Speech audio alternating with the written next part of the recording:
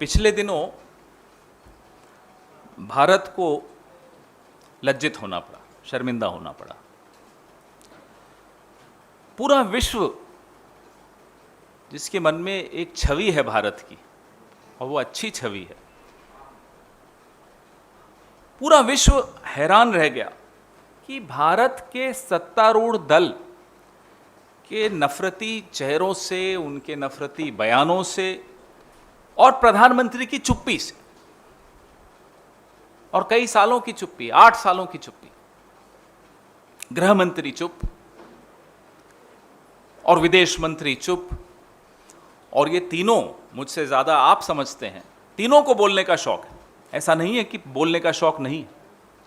इस मुद्दे पर जब इनकी अपनी पार्टी के लोग नफरत फैलाते हैं, ये चुप हैं। और विदेश मंत्री का कोई बयान अगर वायरल भी होता है तो वो बयान होता है जिसमें शब्द नेहरू जी के चुराए हुए होते हैं।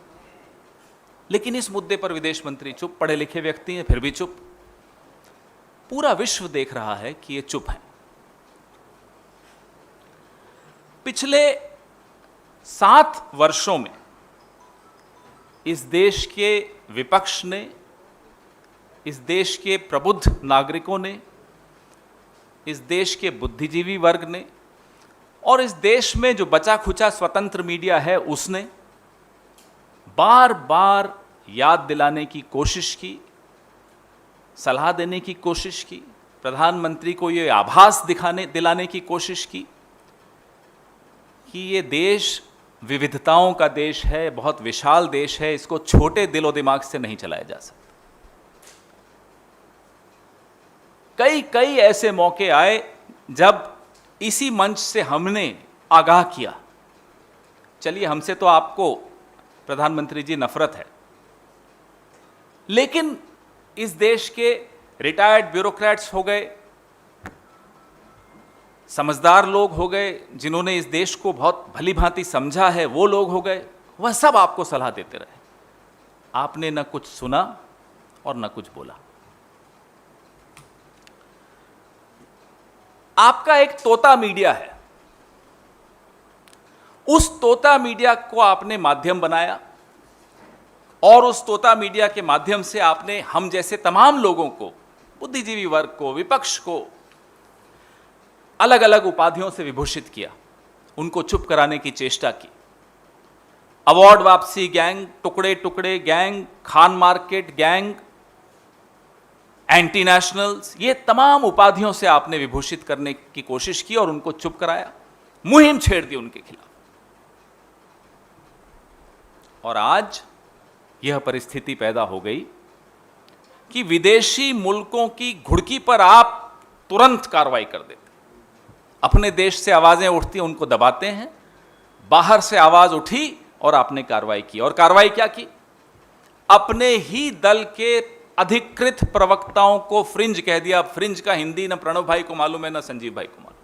आपको मालूम हो तो बताइए। अपने ही दल के अधिकृत प्रवक्ता, उनको आपने फ्रिंज कह दिया।